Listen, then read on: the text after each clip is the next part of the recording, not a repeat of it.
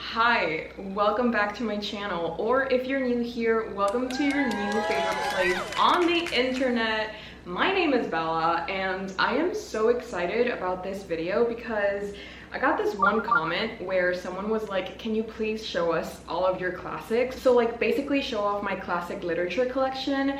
And honestly, like, I am never one to pass up the opportunity to show off all of my classics, especially because some of these classics are some of my all-time favorite books, and I love talking about my favorite books. So I feel like this is the perfect opportunity to show you guys every single classic that I own, while also sharing a little bit of my reading journey and how I came to love classics and just where classic literature has taken me, really, because maybe like 5 or 6 years ago, if you would have told me that I was going to have such a big classic collection, I would have been like, you have no idea what you're talking about. I hate classic literature. I feel like my brain is just not big enough for classic literature. I could never understand classic literature.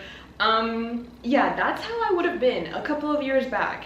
And looking at my collection, it's one of the things that brings me the most joy when I look at my bookshelves. So of course I want to share that with you guys, and yeah, just talk about some of my favorite books, show you some of my annotations, and generally just have like a really good day and a really good time with you here today. So if you've somehow found your way to my channel and you're new and you don't really know what you're doing here, bear with me. I feel like you're going to have the time of your life. So welcome, and I hope that you enjoy your stay. I do have one book in my hands, which if you've been watching a couple of my reading vlogs recently, you know that I am reading Les Mis by Victor Hugo. So this is not going to be in my bookshelf just yet because I don't like putting unread books on my main bookshelves. So just in case you were wondering where Les Mis is, it's right here. I'm still reading it.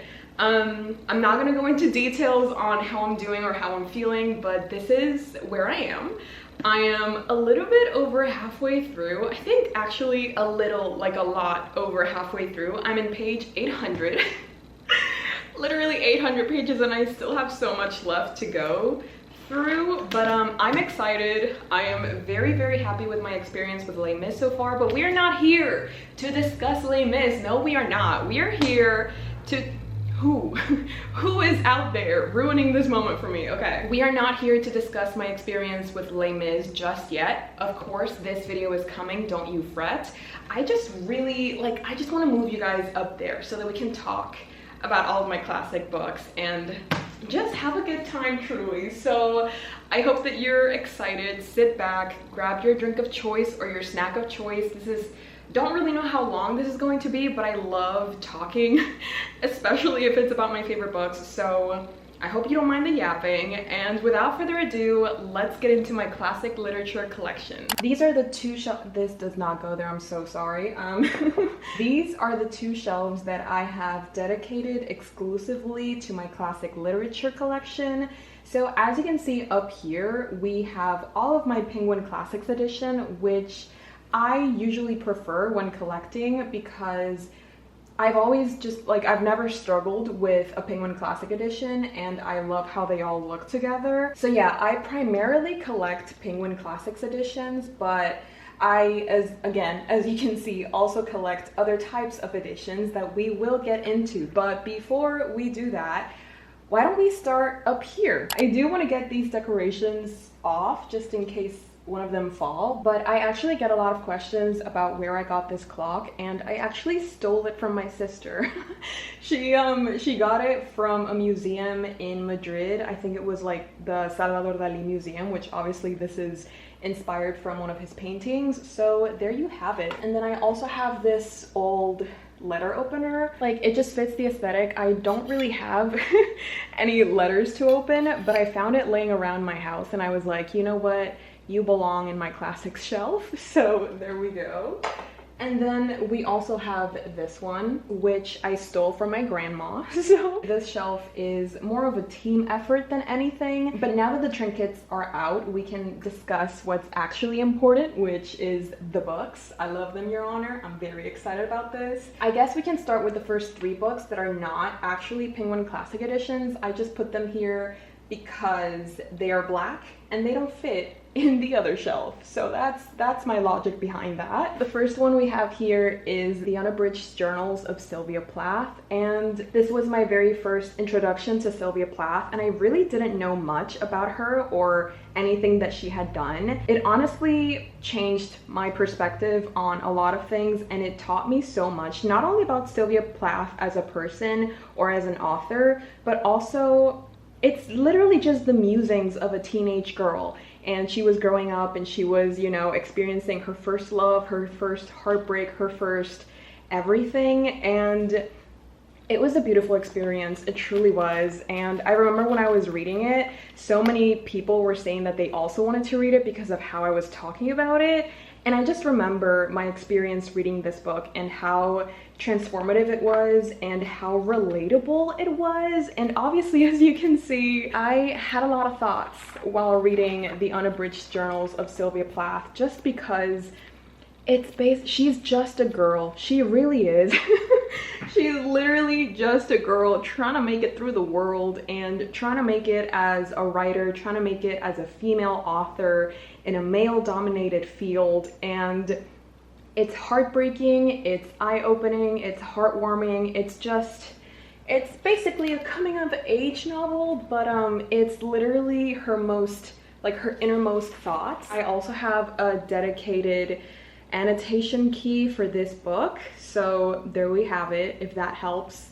These are the categories that I was tabbing when I was reading. Ay, Dios mío, look at that. Yeah, these are the categories that I was tabbing or that I was looking out for. I love my copy of the Unabridged Journals of Sylvia Plath because not only is it about Sylvia Plath, but also through these annotations, I've left a little bit of myself behind as well. So it feels like both of our journals combined, and I don't know, I just love that. Next up, we have Franz Kafka's Letters to Milena, which is actually a recent read.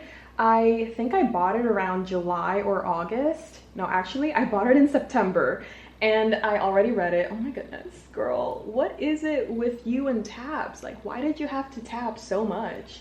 I mean, it looks divine, it looks beautiful, but also, is it ever that serious? Not me dissing myself, but the point is, Letters to Milena is, you know, as the title states, a collection of letters that Franz Kafka wrote to Milena, which was a woman that he was, connected with. Obviously, these letters are very emotional, very meaningful, very sad in a way as well, because Franz, as well as Sylvia Plath, he also had his own set of problems and issues. This collection of letters was heartbreaking, but also heartwarming, and it gave you a sense of hope, but also a sense of despair. It's just a very interesting collection, or like, it's a very interesting collection of letters that makes you feel so many things. And you also learn a lot about the author and life in general. So yeah, Letters to Milena, there we go. Ooh, should I put them just so that we can see all the tabs and how they're going to be looking when they're all, actually that's gonna look insane. Next up is Jean-Paul Sartre's Nausea, and I actually read this on a plane. And it wasn't like the best decision that I've ever made, because it's a very, como que, ¿qué te digo? It's like very existential. It makes you rethink a lot about your own life and your own choices and truly what's the meaning of your own existence. You really don't want to be having an existential crisis in the middle of an airport, you know what I mean? But I honestly don't regret reading it because I loved it. I think this was my very first experience with a book quite like this. It definitely changed the way that I view a lot of things, and it also opened me up or introduced me to a whole new genre that I wasn't even aware of, or that I didn't even realize I was going to enjoy so much. There was just a lot to dissect, a lot to analyze, a lot to think about, and oh my god, I still have my plane ticket. Okay, I love that.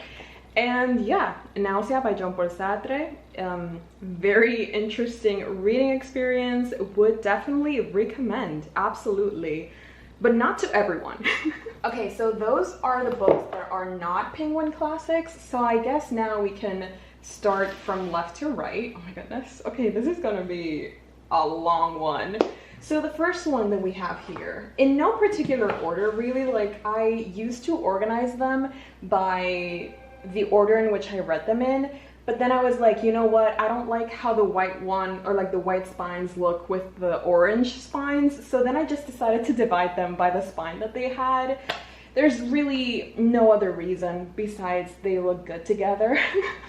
So the first one that we have here, from Fyodor Dostoevsky, we have Notes from the Underground and The Double. I think this was like the second book that I ever read by Dostoevsky, and I loved it.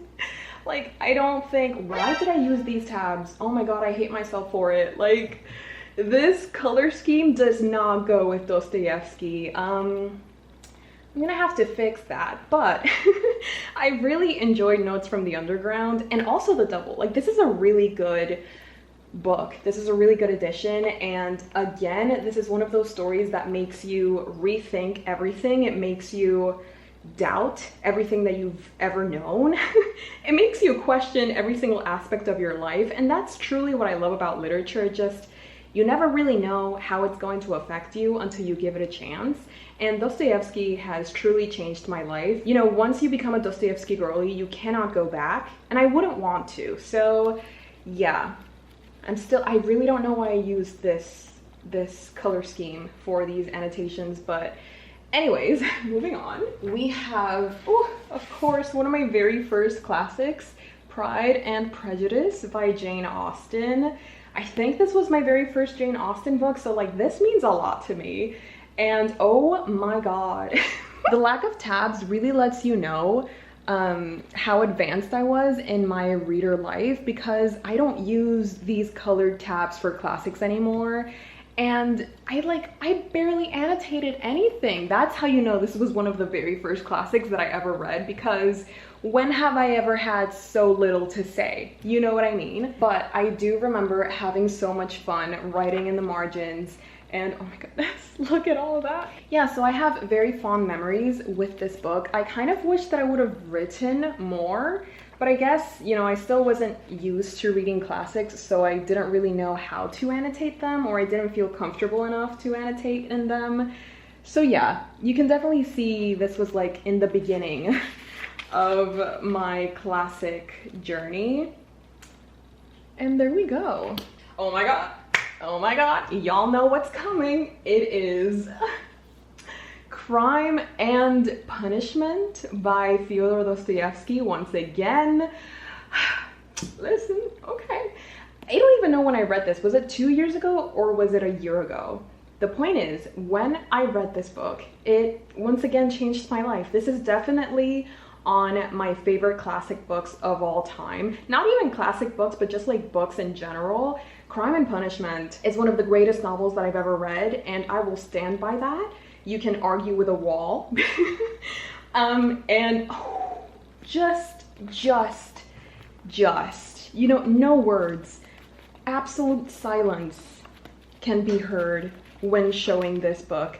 This is one of my most prized possessions, because look at the difference between a girl that had no idea what she was doing and then a girl that's just having fun with reading. Can you see the difference? Can you feel the difference? It's beautiful. I love this character development. The point is that I annotated a lot in Crime and Punishment. I didn't even annotate specific categories, like I didn't have a key or anything. I just, oh my god, I forgot about this.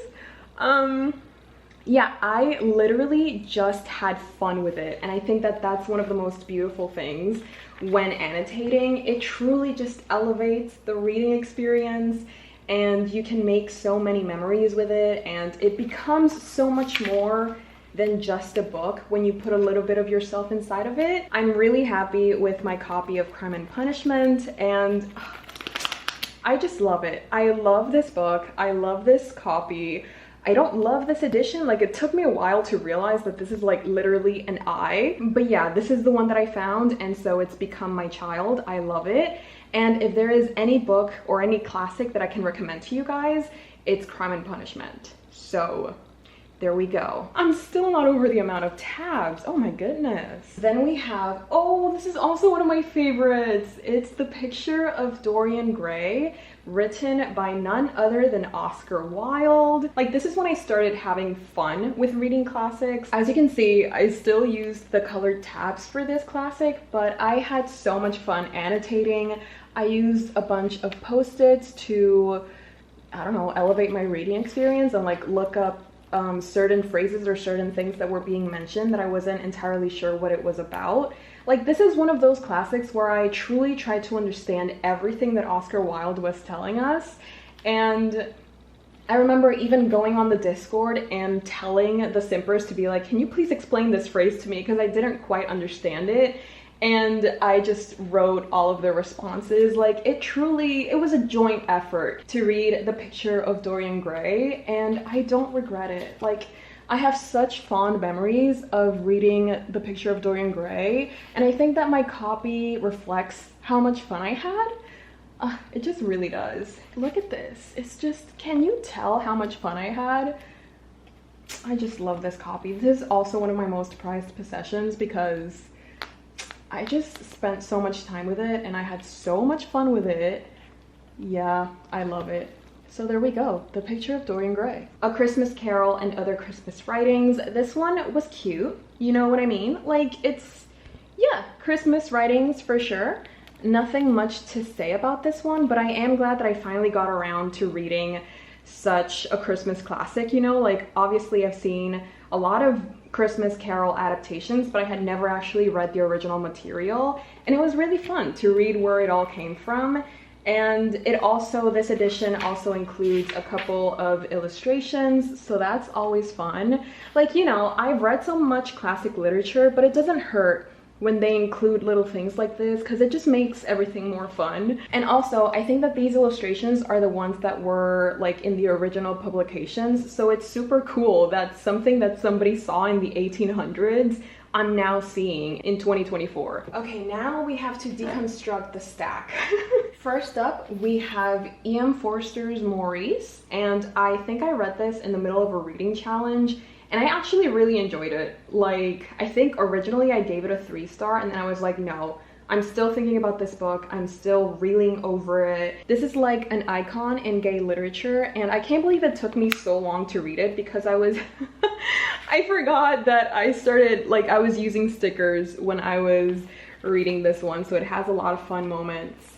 Of course, we have a shocked Jesus. I don't know if you guys can see that, but yeah, we have a shocked Jesus. We have this as well. Like, it's just, I had a lot of fun reading Maurice, and obviously there were a lot of moments that, you know, kept you on your toes, but also made you feel a lot of emotions. It's basically a coming of age novel, and it's very beautifully done, but we do go through a lot of trials and tribulations. So do keep that in mind if you're planning on reading Maurice.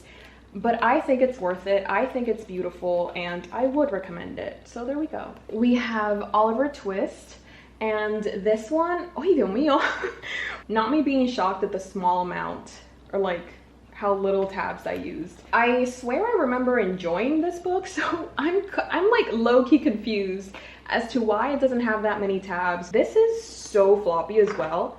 Oh my goodness. Wait, I love that. I was also using stickers while reading Oliver Twist. So next up, we have a Dostoevsky novel, which is The Brothers Karamazov. There we go.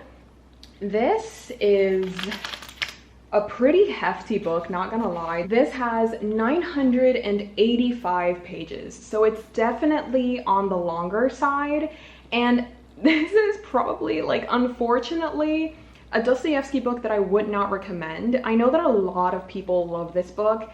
Sadly, unfortunately, I'm just not one of them. But I mean, yeah, that's really all I'm gonna say about this one. I feel like I've spent enough time talking about it. Yeah, I don't think these books are going to fit, but it was a good idea. Next up, we have Ovid's Metamorphoses, which is honestly a book that I thought I was really going to struggle to read, but you know, the more that you read, the more you realize it's not as hard or it's not as intimidating as you thought it would be. You know, I'm really glad that I didn't let my fears stop me from reading this book because it was actually enjoyable. If you enjoy Greek mythology, I think that you would really enjoy this one as well. And yeah, there we go. Ovid's Metamorphoses. Also, this cover is stunning. I love it. Thank you. Okay, so next up we have Charlotte Bronte's Jane Eyre, and this is also one of my all-time favorite classics. I remember when I first read it, I felt so identified with the main character, and I hadn't really ever read a book where I felt so seen and so understood, and I was like, this is blowing my mind. My gob has been smacked. I love this book so much. And it's also very entertaining. Like, I had a really fun time reading it. When I was reading this book, I was making summaries every couple of pages, and I feel like that also helped me understand what was happening, and not only understand, but like remember, because obviously sometimes with classics, it's going to take you a while to get through it. And sometimes you'll maybe spend a few days not being able to read it. So it kind of helps to have those summaries every few pages or like every few chapters so that you don't lose what's going on and you can, you know, go back into the story and not feel lost. So there we go. Jane Eyre, Charlotte Bronte. It has a very special place in my heart. I love her. I'm gonna put you here for now, just see what we're gonna do. Then we have A Tale of Two Cities, which is probably, no, actually, it's definitely my favorite Dickens novel. I laughed, I cried. It was so many emotions put into one book. It was beautiful, it was gorgeous. There were so many characters that I connected with, so many characters that became like my children. I cried for them. I was happy when they were happy. I was sad when they were sad. This is probably the one that I would recommend the most to people. I think it actually was my first Dickens novel as well, and it was a great introduction to this great author. So, like, take me back, okay? Take me back. Then we have another Jane Austen, and this one is Emma. This one took me a while to get into. I will say it's probably not my favorite, but it's also not my least favorite. That one is, like, that spot is reserved for another book. But Emma by Jane Austen, yeah. Oh, another one by Jane Austen. We have Persuasion, and this one, I mean, again, I don't really, like, I read these so long ago, it feels like, okay, apparently I really loved The Love Confession. Let me see. You pierce my soul. I am half agony, half hope. Tell me not that I am too late, that such precious feelings are gone forever. I offer myself to you again with a heart even more your own than when you almost broke it 8 years and a half ago. Oh, dare you not say that a man forgets sooner than woman, that his love has an earlier death. I have loved none but you. Unjust I may have been, weak and resentful I have been, but never inconstant. You alone have brought me to Bath. For you alone I think and plan. Oh man, okay, I think I need to reread Persuasion by Jane Austen, because what was that? Oh my god, Jane Austen invented love confessions. Jane Austen would be so good at writing rom-coms. I love it. Maybe I need to reread this one, because that little passage that I read, it hit, okay? It really hit. Then we have John Steinbeck's The Grapes of Wrath. This is another one that I was low-key intimidated by, just because, you know, when you first encounter a new classic author, you don't really know how you're going to feel about their writing, or if you're going to connect to their style or their tone or whatever. So this was my very first John Steinbeck novel, and I was scared, but I shouldn't have been. You know, like, it did take me a while to get through this one, but I have no regrets, and I truly really enjoyed my time reading this one, but it's not my favorite Steinbeck. That one will be coming up later. Also, this is so floppy. All books should be this floppy, for real. Like, how hard is it to make books as floppy as this one? I just need to know. Then we have another Charles Dickens, which is Great Expectations. I mean, again, I'm sorry, I don't really have much to say about this one. My camera doesn't even want to focus, but like, yeah, I read Great Expectations. Then we have Alice's Adventures in Wonderland and Through the Looking Glass, and this one was a fun one. Like, obviously I love the movie and it was really fun to see where it had all come from and like the little differences that the book and the movie have. So yeah, this was nice. This was really cool. And also I read this while listening to the Alice in Wonderland soundtrack, and I feel like I love when I can do that because it truly elevates the reading experience by 1,000. So whenever you get the chance to do that, I wholeheartedly recommend it. Then we have The Tale of Princess Fatima, Warrior Woman, the Arabic epic of Dat al-Hima. This one is probably one of my lowest rated classics. I think that the best part, I'm so sorry to say this, but like truly, the best part of this classic is the cover. I didn't vibe with it, unfortunately. I didn't like the writing, I didn't like the story itself, I didn't like what happened, I was very uncomfortable, and I just didn't vibe with it. So, but the cover is pretty, so there we go. Oh my god, look who we have here! I am so excited. We have, let me just, oh my god, permiso. We have the love of my life, The Count of Monte Cristo by Alexander Dumas, or Dumas. You know what I mean? Like I have spoken about this book so many times, and yet I never get tired of talking about my love for this book. This is definitely, again, in my top 5 favorite books of all time. And this cover it's cute, okay? It's great. I love my copy, like it's gorgeous, it's fantastic, but probably my favorite part, it's the tabs, babes. No words. This is probably my most heavily annotated book. I love it. Like, ay Dios mío, es que tú no entiendes. I know what I said about Crime and Punishment, and if there was like any classic that you guys could take away from this video, let it be Crime and Punishment. I take it back. It should be this book, okay? It should be this book. This book is the one that you should 100% give a try. I know it's big. I know it's big. Like, you don't have to say that to me. I know more than anyone how intimidating a book this size can be, but I also know how beautiful of a reading experience this can be if you just give yourself the chance. Don't stop yourself from picking up this book just because it's over 1,000 pages. I swear, when you finally pick it up, no sea por favor. I swear that when you finally pick up The Count of Monte Cristo, you won't even feel the 1,000 pages. When you're like at the 800 page point, or like, yeah, when you're 800 pages in, you're just like, I don't want this book to ever end.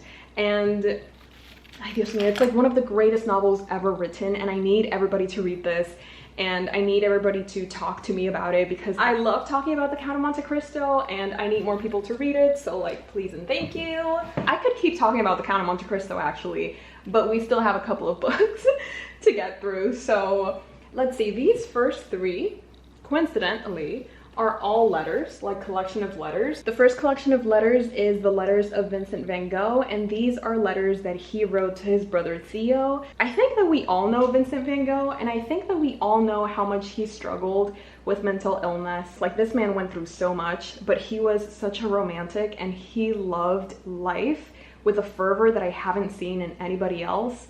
And it's heartbreaking, it fills you full of hope, but also despair. It's a very sad set of letters. I obviously had a lot to annotate because I love Vincent van Gogh as a painter. I don't know him as a man, but yeah, I really adored this collection, and well, there we go. The next one is also a recent read, and this one is Letters from a Stoic. I hope that I'm pronouncing that right. Stoic? From Seneca. This one was also a transformative experience, I will say that. Like, I'm not even trying to be dramatic or anything, but I truly feel like I learned so much about myself, about life, about my mindset, and my perspective on life just shifted in the best way possible. Like, I really didn't know much about Stoicism. Is that how you say it? Obviously, can you tell that I don't know much because I don't even know how to pronounce it? But the point is, I love being exposed to different ways of thinking and to different perspectives, especially on things like life and the self, I feel like, I don't know, I just love learning. And I feel like I took so much away from reading these letters, and it made me interested in this whole new area of life that I had no idea. I mean, I did know the concept of it, but I didn't know details of it.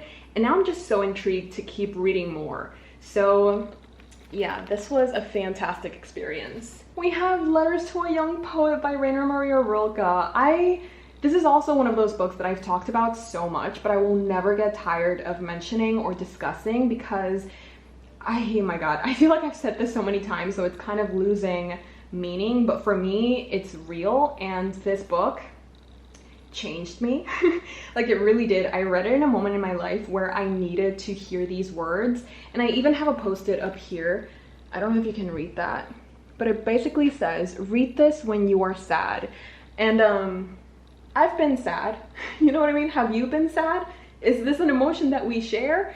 Because if you've ever been sad or if you've ever struggled in life, I feel like this book would be perfect for you. I feel like you can take so much comfort from this book. Like, just reading this book alone is going to heal your soul. Like, obviously it's not going to solve your problems, but it's going to give you so much perspective, and it's going to help you gain distance from your own life, and it's going to help you see things in a different light. And again, it's just going to change your life, my dude. So like, just read it, okay? Read Letters from a Young Poet. You will not regret it. This whole paragraph has single-handedly rewired my whole brain chemistry. Please, this is doing things to my brain. Oh my god. Please, I feel so in tune with this as a firm believer in the magic of small moments, things, and small everythings. Somehow it feels as if Rilke is speaking directly to me. I, who searches for other people's opinions in order to validate my own. I, who struggle to be confident in my thoughts without someone else's words to back me up. I feel like Rilke has been watching my incessant self-doubt and said, I must put a stop to this at once. Rilke, the man that you are. The man that you are. I love it here. I need to reread this book as well. Oh, here we go. This is my favorite John Steinbeck. It's East of Eden. Look. Oh. Okay, that is actually insane once again. Like, I love the amount of tabs. I love that you can tell how much I loved a book by the amount of tabs that it has. Oh my god, look at the floppiness as well. It's perfect. This book is literal perfection. I did cry. And I love that. I love books that make me cry. But I feel like you guys know that. Next up, we have Anne Bronte's The Tenant of Wildfell Hall. There's like a lot of mystery surrounding this new woman that moved into this neighborhood, and like there's a lot of gossip going around, but like she's not friendly, she's like really secretive, and then this guy falls in love with her like out of nowhere. But it's just really interesting, and I love the way that Anne Bronte, like, I love her writing style, and just the whole tone of the story was really intriguing to me. So I really enjoyed The Tenant of Wildfell Hall. This is Wuthering Heights by Emily Bronte, a book that I did not enjoy. That's all I'm gonna say about it. I didn't enjoy it. I think it's severely, what's that word? Like, overhyped? I think that's the one word that I would use to describe Wuthering Heights. The way that my camera doesn't even want to focus on it, it's like she knows. Ooh, we have another Dostoevsky, and this one is The Idiot. This one, ay Dios mío, pero por qué yo usé estos tabs? I hate how this looks. I truly hate how this looks. Like, girl, what was I thinking? But yeah, I think I gave The Idiot like a 3.5 star or like a 3 star. Like, yeah, I am a Dostoevsky girly, but that doesn't mean that I'm just going to blindly give all of his novels a 5 star. Like, I'm still a pretty critical reader. Oh my god, we have another Dostoevsky. We have Demons by Fyodor Dostoevsky. I love this cover, by the way. I love it. Finally using the right tabs. Like, it just makes sense. Why would I ever use any other tab color for classics, I mean? Also very floppy. The flopometer is very happy with this book. Ooh, ooh, that's nice. I just love having fun with classics. Like, sometimes, yeah, reading classics can be hard and intimidating, but if you just take it page by page and you just try to inject your own sense of humor into it, I feel like you can make it your own and you can have fun with it. So yeah, Demons. Ay, perro. Then we have Elizabeth Gaskell's North and South. This was also a pretty enjoyable classic. It's one that isn't really spoken of a lot, but I actually really enjoyed myself and I enjoyed my time reading it, and I would recommend it. Oh, this is also so floppy. Oh my goodness. It literally melts in your hand. I love it. Little Women by Louisa May Alcott. And I think that I'm like one of the few people that thought that this book was just okay. But I just didn't really vibe with it. Like overall, I really enjoyed it. More specifically, I think the characters. So yeah, oh my god, why did I use so many tabs, especially here? Girl, what is up? That's kind of crazy, that's kind of wild. I think that when I was reading Little Women, I was being very analytical about it, and I was writing down so many things and using tabs, like different tabs in one same page, which is kind of wild because I don't do that now. I like to economize on my tabs, so it's kind of crazy that I used 4 tabs in one page. Oh, this is cute. Yeah, I annotated quite a lot. You would think with the amount of tabs that I enjoyed this more than I actually did, but I just had a lot of issues with this book. I mean, like, I still enjoyed it. I think I gave it like a 3.5, but I think that I just thought that I was going to love it more than I actually did. But this amount of tabs is actually insane. Like, that's crazy. Then we have The Invisible Man by H.G. Wells. This was a very interesting read, and it was very short as well. It's basically about this man who goes blind, and then nobody can see him, and he starts committing crimes. That's like the gist of this book. Man is being ignored by everyone, starts committing crimes. That's basically it. Like, obviously they're not ignoring him, they just don't know that he's there because he's invisible. Then we have Northanger Abbey by Jane Austen. This was also one of the earlier classics that I read, and the way that I only used pink and blue tabs is kind of crazy to me, but also kind of cute. I also used a couple of post-its for this book, so there we go. Northanger Abbey. It's a pretty short one. I think that this is Jane Austen's shortest novel, if I'm not mistaken. And then the last book in this shelf is Jane Austen's Mansfield Park. I was gonna say, you know, I was gonna tell you guys that this is my least favorite Jane Austen, but I think that this speaks for itself. Literally, I have never, like, this is probably the only classic that I own that does not have a singular tab. This looks really nice actually, except for Mansfield Park, but whatever. But these, or like, this is my first classics shelf. Oh my goodness. I love seeing all of them like this. Like, I have never seen them like this. And it's kind of crazy, not gonna lie. Like, it's very, very crazy.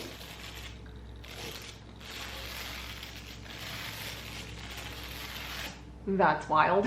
Welcome to my second shelf of classics. As you can see, we have like a collection of different editions here, and we also have a couple of more trinkets. So we have this figurine, which I just found it lying around in my house, and I was like, this fits in my classics shelf, I'm gonna take it with me. And then we also have this lamp, the lamp, I'm sorry. We also have this, what is this? This plant. So yeah, I have this plant and she's doing great. She's doing amazing, but we're gonna move it away for now. I guess we can start with this one because it's probably the only one that doesn't really make sense with everything else that's going on. So this one is actually Pride and Prejudice, but in Spanish, so Orgullo y Prejuicio.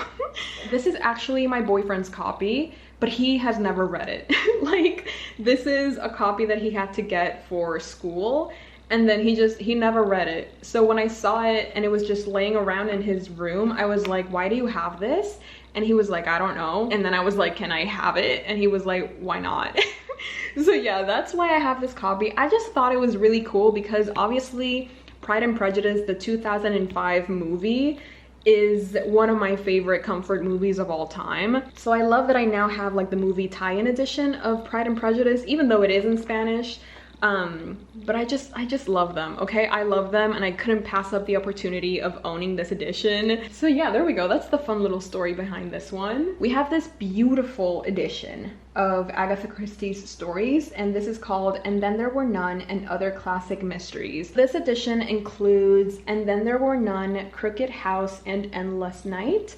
And I think this was like my first ever exposure to Agatha Christie as an author. Obviously, I had seen some of her movie adaptations, but this was my first time reading her works, and I honestly had such a fun time. Truth be told, I don't remember which story was my favorite, but I do remember generally enjoying all of them and being very intrigued to pick up more of her stories. So there we go. The collected works of Khalil Gibran. I don't know if I'm pronouncing that right. And think not you can direct the course of love, for love, if it finds you worthy, directs your course. So yeah, this was my very first experience with Khalil Gibran, and I really enjoyed it. Like, there were a couple of poems that really resonated with me, and then there were other poems where I was just like, that was interesting. So yeah. So these are the Paper Mill Press editions, and I have Dracula. Gorgeous, gorgeous edition. I think the actual edition of the book is better than the book itself. I'm sorry, I said what I said. And then we also have The Phantom of the Opera. Actually, when I first tried to read this book, I DNF'd it because I was like, this is so slow. I feel very dumb. I feel like I'm like trying to run through mud. And it put me in like a 6-month slump. And then when I recovered, I was like, I should give this book a second chance. And honestly, I'm so happy that I did because I ended up loving it. So there we go. Here's to not giving up on books, even if they put you on a 6-month slump. And then, of course, we have Frankenstein by Mary Shelley. This is one of my all-time favorite classics. I've just realized I don't have a Penguin Classic edition of Frankenstein, which is insane to me because that's just crazy. But I do have this stunning edition. I love her, Your Honor. This actually wasn't the edition that I read because best believe if it was, this would have been filled with tabs. I do have another edition down here, which is this one. This is a very interesting edition, but it is one of my favorites, and it's because, look at this, just look at this, okay? Look at this. It has one of my reviews for Frankenstein. Oh, this is where I peaked, okay? This is like, nothing beats this moment. This is where I've peaked. This is the edition of Frankenstein that I read, and I love it. As you can see, like, I went ham with the annotations, and there's just so much to analyze. There is so much to uncover. There's so much to underline. Basically, every single page is either highlighted or underlined, or I've commented on something. Like, I have so much to say about Frankenstein. I really do. I just love the look of this book. I love everything about it. I love like reading my thoughts and reading how certain passages affected me when I first read them. Like, it's just fantastic. And this is an interesting copy or like edition because you're supposed to scan this code, and then when your camera is facing this cover, it like comes to life and it has like thunder around it. It's really cool. It's really interesting. I'm so happy that I could be a part of this. And then we have this gorgeous edition of, okay.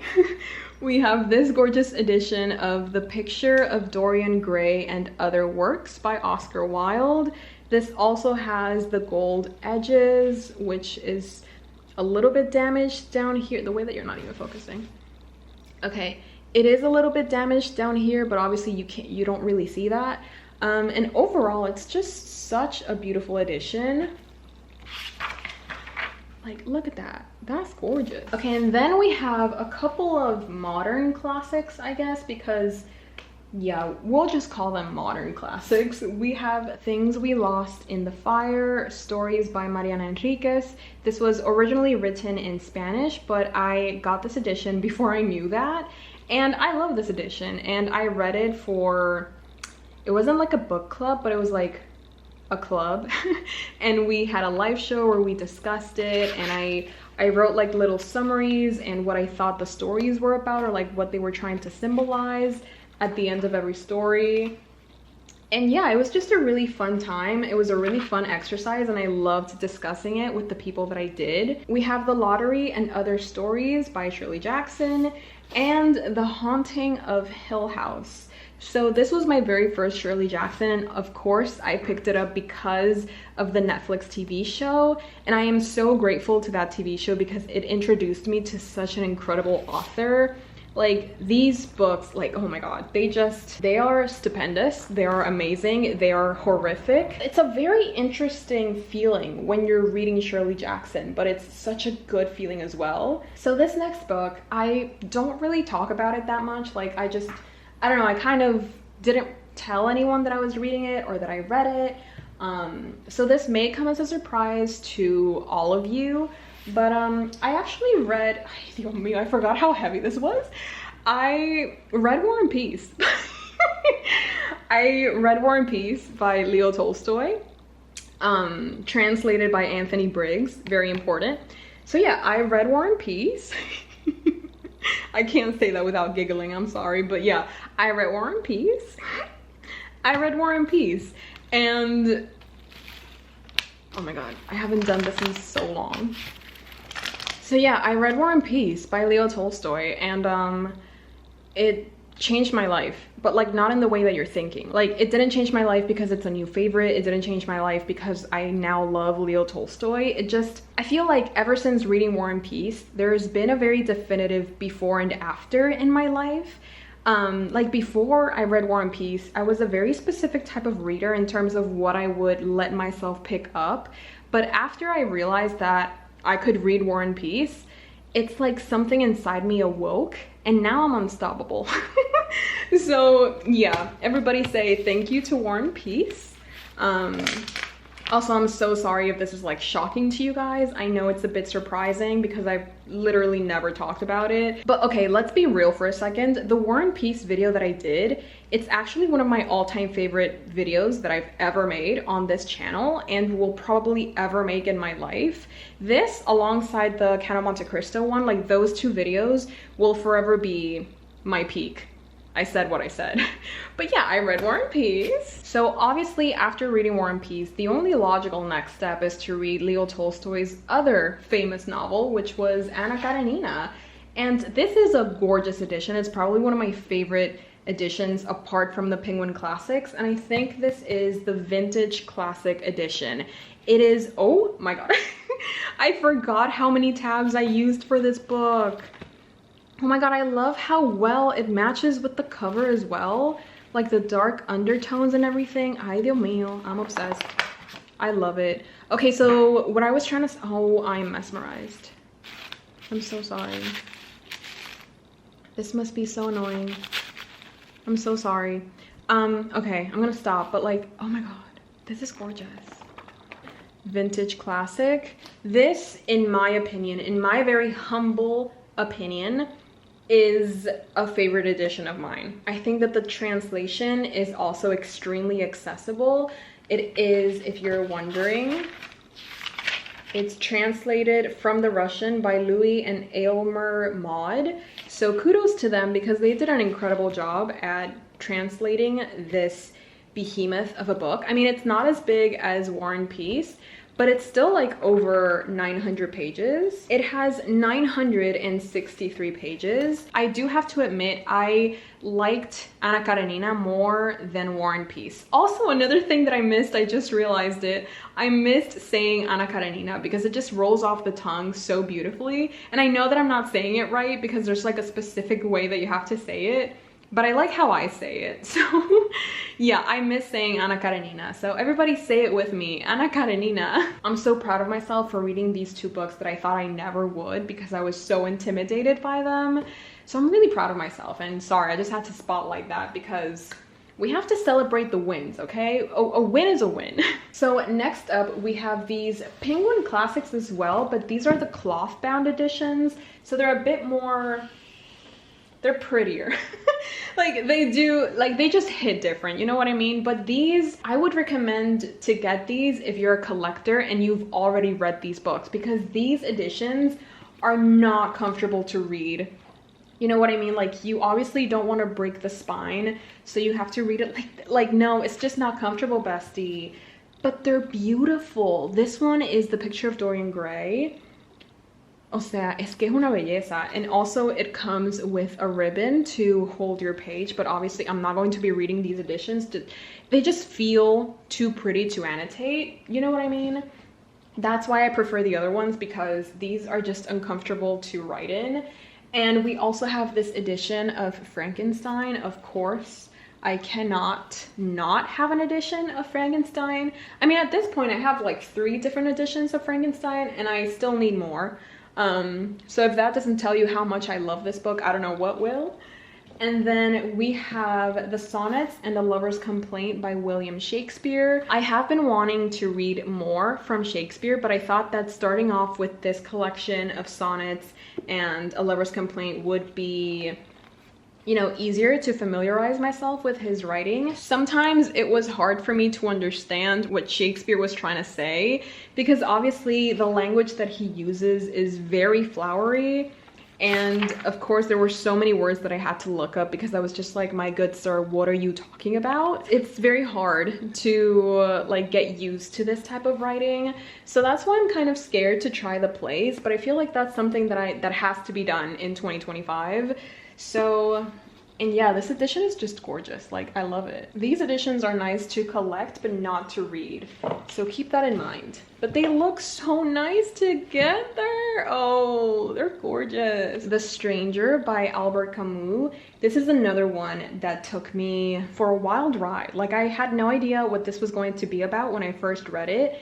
But after I finished it, I was like, I need to read every single book that Camus has written, because I love the way that this book, como que, it got me thinking about a lot of things, and it had me questioning a lot of things, and it was very confusing. And the characters that Albert Camus was building in this book that's what was confusing to me, and like trying to understand them, trying to understand their intentions, or trying to understand how they could be so apathetic to everything that was going on around them. It was just so interesting and curious to me, and I love books that make me feel like that. So I also had a great time reading The Stranger, and also just trying to like understand what was going on. Like, why is this character literally not caring about anything that's going on? Like, he's about to be, well, actually I'm not gonna spoil it, but like he's about to go through something horrible and he could not care less. Like, how can that be possible? And like trying to understand that was just really fun for me. So yeah, I really enjoyed The Stranger by Albert Camus. This is Lolita by Vladimir Nabokov, and my dude, like, what can I say? We all know Lolita, and if you don't, just keep it that way. You're not, you know what, I already discussed this, and I don't want to talk about it again. Like, I understand what Vladimir was supposedly trying to do. I've read so many different reviews, I've read so many different analyses. I felt like I was in the wrong for the longest time for not liking this book, or like not understanding it. But then I realized reading is subjective. Just because this was supposedly doing something doesn't mean that I have to like it, and that's okay. And I can live with that, and so can you. Lolita by Vladimir Nabokov, I didn't enjoy it, but no, there's no but, I just didn't enjoy it. And then we have 3 works by Virginia Woolf. They're all the same edition, and that's why I'm showing them off at the same time, because they look so good together. Hello. We have A Room of One's Own, The Waves, and Mrs. Dalloway. And this is how they all look together. Oh my goodness, they look so nice. Something that I love about these books is the fact that I buddy read them with a friend of mine, Shelby, if you're watching, hi, I love you.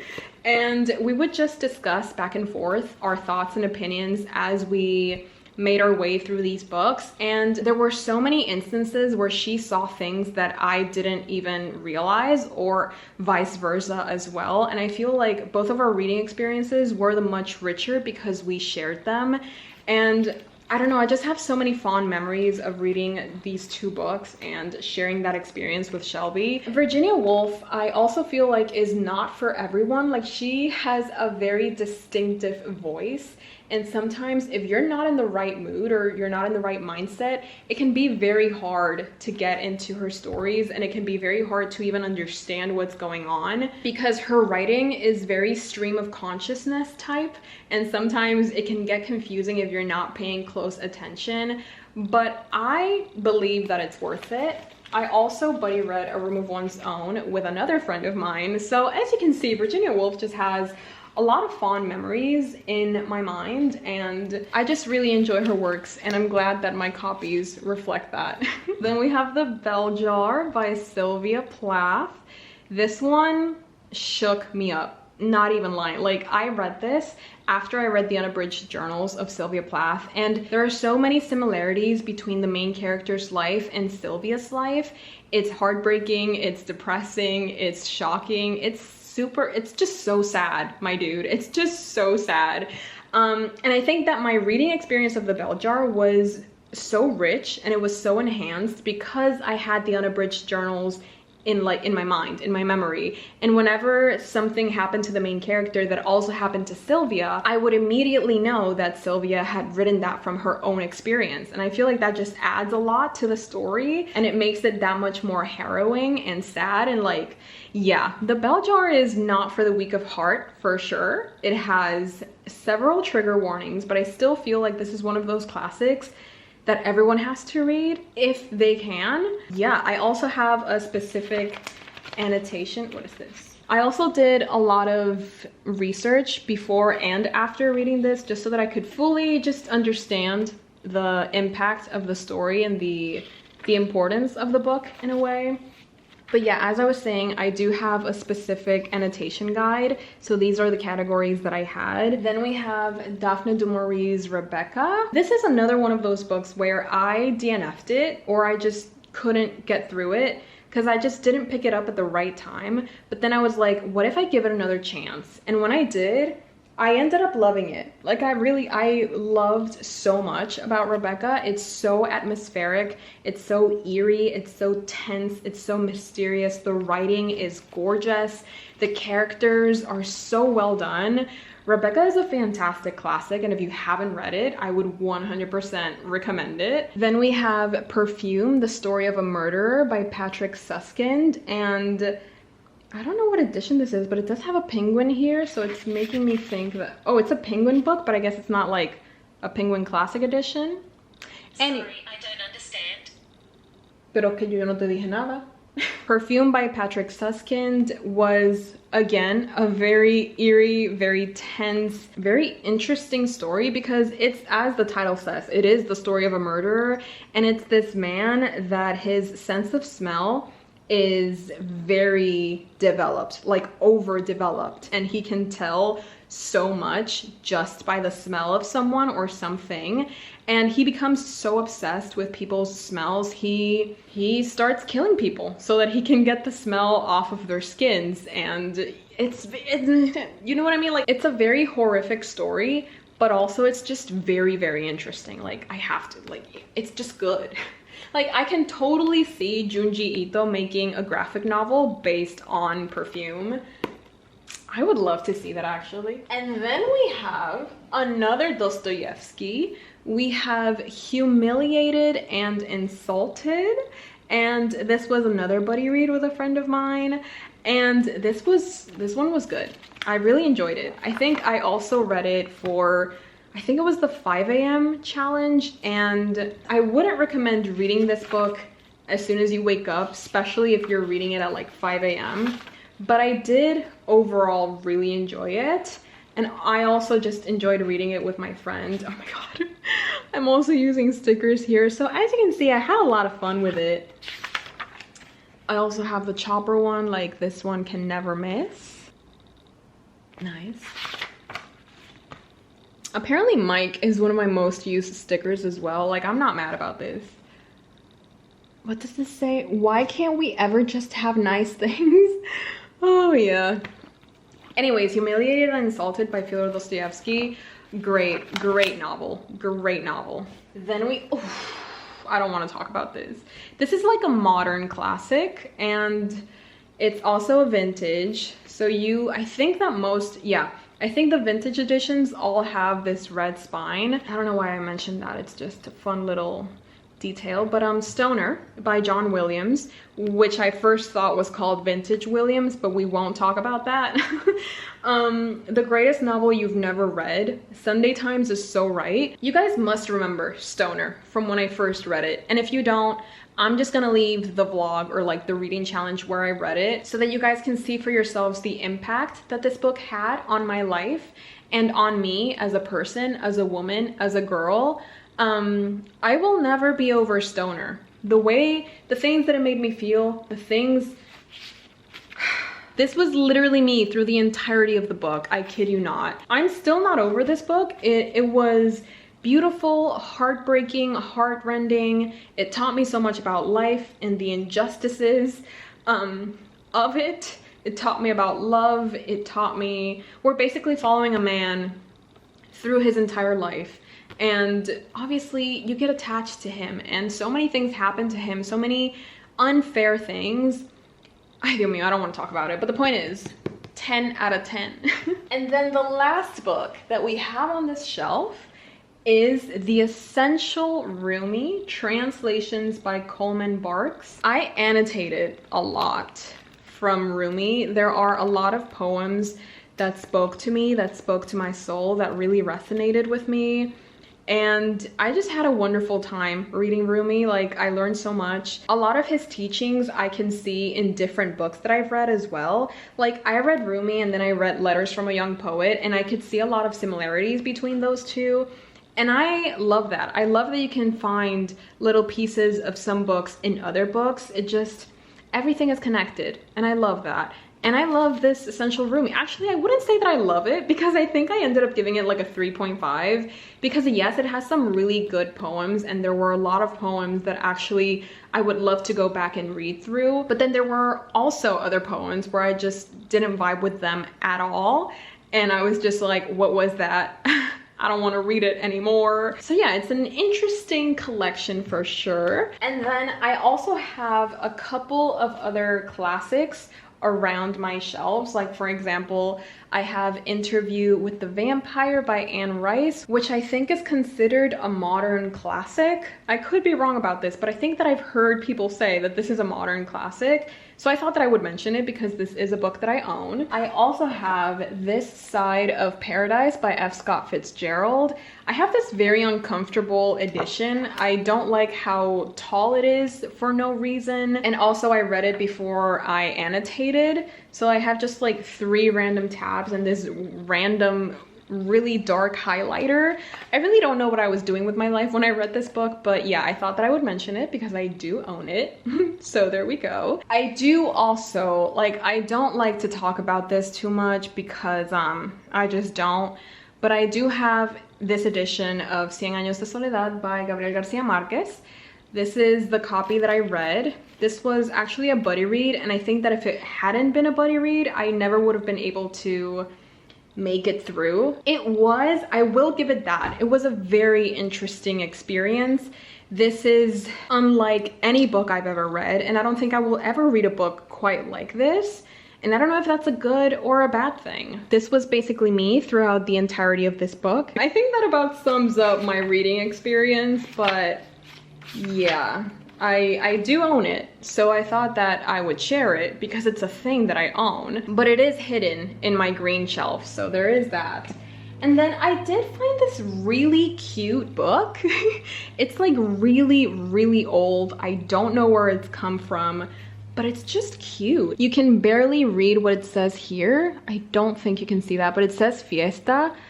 Oh, you can also read it here. But I don't know what Fiesta we're talking about, but it's just such an old book. Oh my god, it's Ernest Hemingway. Wait, party.